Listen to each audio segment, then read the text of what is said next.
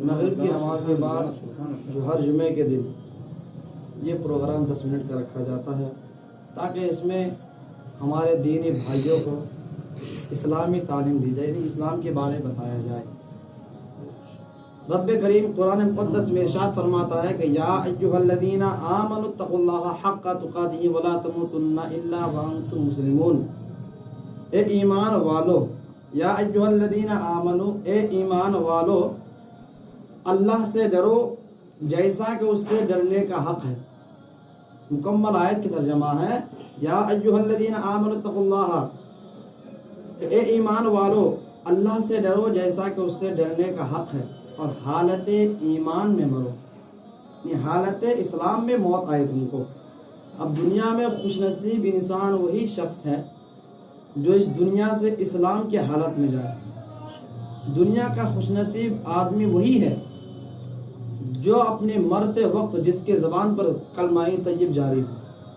دنیا کا خوش نصیب انسان وہی شخص ہے جو پوری دنیا میں اپنی پوری مکمل عمر تک، جب تک وہ پیدا ہوئے اور مرنے تک حالت اسلام میں رہے۔ لیکن مسلمان کہتے کسے ہیں؟ اسلام کہتے کسے ہیں؟ کیا مومن گوشت کھانے والے کا نام ہے؟ یوں تو دوسری قوم بھی گوشت کھا لیتی ہے۔ کیا ٹوپی لگانے والے کا نام مسلمان ہے؟ یوں تو دوسری قوم بھی ٹوپی لگا لیا کرتی ہے۔ کیا کرتا پائجامہ پہننے والے کا نام مسلمان ہے؟ یوں تو کرتا نیتا لوگ بھی پہن لیا کرتے ہیں۔ کیا ٹوپی اور پگڑی لگانے والے کا نام مسلمان ہے؟ یوں تو پگڑی تو پنجابی لوگ بھی لگا لیا کرتے ہیں۔ ارے مسلمان تو اسے کہتے ہیں، اسلام تو اسے کہتے ہیں جو اللہ کے نبی کے راستے پر اپنے جان کو قربان کر دے، جو اللہ کے بتائی ہوئے راستوں پر، جو اللہ اور اس کے رسول کی تمام بتائی ہوئی چیزوں پر، تمام بتائی ہوئے راستے پر اپنے جان کو نچھاور کر دے۔ مسلمان اسے کہا جائے گا جو پوری زندگی میں اپنے نبی اور اس کے رسول کی باتوں پر عمل کرتے ہوئے اپنی زندگی کو گزارے گا۔ مسلمان لمبی ٹوپی کرتا لگانے والے کا نام نہیں ہے۔ اسلام نے وہ طریقہ ہم کو نہیں بتایا ہے کہ لمبی ٹوپی لگا لیے تو آپ مسلمان ہو گئے، بلکہ مسلمان تو وہ ہے جو اللہ اور اس کے رسول کی باتوں پر چلے، اس پر عمل کرے، دکھائے۔ اگر کوئی غیر مسلم آپ کو دیکھے تو دیکھ کر کہہ دے کہ دیکھو کہ محمد عربی کا غلام آ رہا ہے سامنے سے۔ ہمارا یہ ہونا چاہیے کردار، لیکن آج ہم بدل چکے ہیں، ہمارا کردار الگ ہو گیا ہے۔ دنیاوی کاروبار میں لگ چکے ہیں، ہم دنیاوی ترقی میں لگے ہوئے ہیں، مگر جو اصلی ترقی ہے وہ قیامت کی ترقی ہے۔ قبر کی دنیا کو سب بھول چکے ہیں۔ میرے پیارے نبی کریم صلی اللہ علیہ وسلم کی زندگی کا مطالعہ کرو تو معلوم ہوگا، ان کی زندگی کا جائزہ لے تو معلوم ہوگا کہ نبی کریم نے ہر ایک حکم کو ہم تک پہنچایا۔ جتنے چیزوں کا اللہ تعالیٰ نے حکم دیا ہم تک پہنچایا ہے، اور پہنچانے سے پہلے سب سے پہلے اس پر عمل کیا۔ آج آپ دنیا میں دیکھتے ہوں گے کہ آج جو بھی کوئی قانون لگاتا ہے وہ قانون زیادہ دنوں تک نہیں چلتا۔ کیوں نہیں چلتا؟ کیونکہ قانون لگانے والا خود اس پر عمل نہیں کرتا۔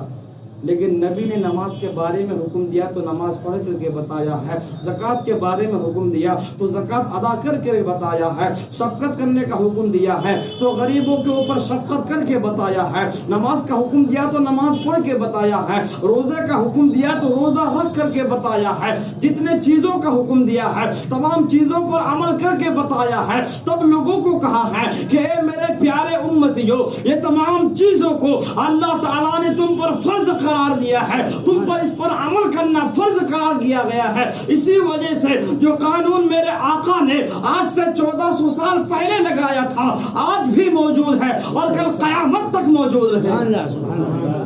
ایک دن کے لیے نہیں بلکہ کل قیامت تک موجود رہے گا، کیونکہ اس پر نبی کریم نے عمل کر کے بتایا ہے کہ دین اسلام ایک ایسا چیز ہے جس میں ہر ایک چیز کے بارے میں دین اسلام میں تمام چیزوں سے بڑھ کر تمام برائیوں سے دوری فرمایا گیا ہے۔ دین اسلام میں سب سے زیادہ حیا ہے۔ دین اسلام میں ہر ایک گناہ سے بچنے کا طریقہ بتایا گیا ہے، لیکن آج انسان دین سے دور ہٹتے ہوئے نظر آ رہا ہے۔ فلاں شخص نے کہا کہ میرا بیٹا خراب ہو گیا ہے، میرا بیٹا بگڑ گیا ہے۔ میں نے ان سے کہا کہ اگر آپ اپنے بچوں کو بچپن میں ہی قرآن کی تعلیم دیتے تو آپ کا بچہ بگڑتا نہیں، لیکن آج بچہ پیدا ہونے کے بعد انگریزی میڈیم میں ڈال دیتے ہیں، انگریزی اسکولوں میں داخلہ کر دیتے ہیں کہ میرا بیٹا انگلش بولے گا، مگر قربان جاؤ میرے پیاروں، میرے آقا کے کلام مقدس پر جو رب کریم نے اپنے حبیب پر کلام نازل کیا، تمام چیزوں کے بارے میں اس میں ہے، دنیاوی چیز کے بارے میں ہے، آخرت کے بارے میں ہے، قیامت کے بارے میں ہے، لیکن آج انسان قرآن کو بھول بیٹھا ہے۔ آج سب کے گھر میں قرآن موجود ہے، مگر کوئی قرآن کو کھول کر نہیں دیکھتا ہے، کوئی بھی قرآن کو کھول کر نہیں دیتا ہے۔ ایک آدمی رہتا ہے اپنے فلاں بڑا ہوا ہونے کے بعد چلا گیا US کمانے کے لیے، اب کمانے کے لیے گیا، جانے کے بعد اس کی امی بیمار ہو جاتی ہے گاؤں میں، اب بیٹا اپنے ماں کو روزانہ خط بھیجتا ہے، ماں نے خط کو دیکھا، چوما یہ لے میرے پتر دے خط آیا، میرے بچے کا خط آیا ہے، اللہ اکبر۔ اسی غربتی میں، اسی مفلسی میں ماں کا انتقال ہو جاتا ہے، وہ ماں اس دنیا سے گزر کر چلی جاتی ہے، بیٹا واپس آتا ہے۔ جب پرچیوں کو کھولا گیا، پرچیوں کو دیکھا گیا تو پتا چلا کہ بیٹا چیک پہ چیک بھیج رہا تھا کہ ماں اپنی علاج کروا لے، بیٹا اس کاغذ میں خط نہیں بلکہ چیک بھیج رہا تھا کہ پیسہ نکال کر اس سے علاج کروا لے، مگر ماں بے علمی میں، مفلسی میں جان گوا بیٹھتی ہے۔ یہی حال ہے آج ہمارے مسلمانوں کا کہ آج ہمارے گھر میں قرآن تو موجود ہے لیکن قرآن کو کھول کر کوئی نہیں دیکھتا، اوپر سے چوم لیتا یہ ہمارا قرآن ہے، پھر رکھ دیتے ہیں۔ یہ قرآن کو کھول کر دیکھو اس میں اللہ نے کیا فرمایا ہے، کتنی چیزیں بیان کی ہے۔ آخری بات بیان کرنے جا رہا ہوں، حضرت عمر فاروق کے زمانے میں دور خلافت ہے، فاروق اعظم کی دور خلافت ہے، مدینہ میں کہیں سے کپڑا آتے ہیں، آنے کے بعد تمام مسلمانوں نے اس کپڑے کو بانٹ لیا، تمام مسلمانوں نے کپڑے کو بانٹا، بانٹنے کے بعد سب نے کرتا سلوا لیا۔ اب جب سب نے کرتا سلوایا تو سب کا کرتا چھوٹا ہو گیا، سب کا کرتا کچھ چھوٹا پڑا، لیکن امیر المومنین کا کرتا کچھ لمبا ہو گیا ہے۔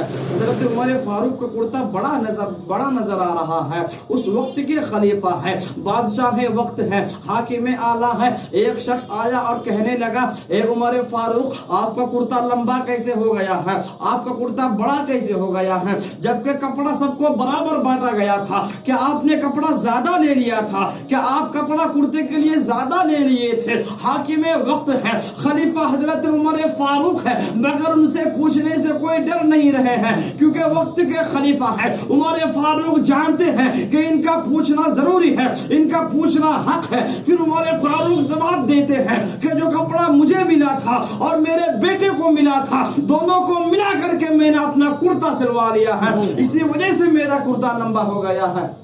آج کے دور میں آج اگر کسی عہدیداران سے پوچھا جائے، کسی منتری سے پوچھ لیا جائے، کسی بڑے آدمی سے پوچھ لیا جائے کچھ، تو وہ ناراض ہو جاتا ہے، اپنی جواب دینا توہین سمجھتا ہے کہ میں بتاؤں گا فلاں شخص کو، میں تو فلاں کا یہاں کا بادشاہ ہوں، میں تو یہاں کا حاکم ہوں، اس غریب کو میں بتاؤں گا؟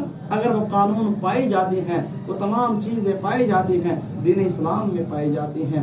اللہ تعالیٰ سے دعا ہے اللہ تعالیٰ ہم سب کو، تمام عالم اسلام کو، جتنے بھی لوگ اس دنیا میں ہیں، جتنے بھی لوگ مسلمان ہیں، مولا تمام سب کی جان و مال کی حفاظت فرمائے اور سب کو عالم اسلام میں داخل کرے، اور مولا اور سب کو باحیات جب تک اس دنیا میں رہے مولا ایمان کے حالت میں رکھ، اور جب اس دنیا سے اٹھا مولا تو ایمان کے ساتھ اٹھا۔ وما علینا الا البلاغ۔ السلام علیکم ورحمۃ اللہ تعالی وبرکاتہ۔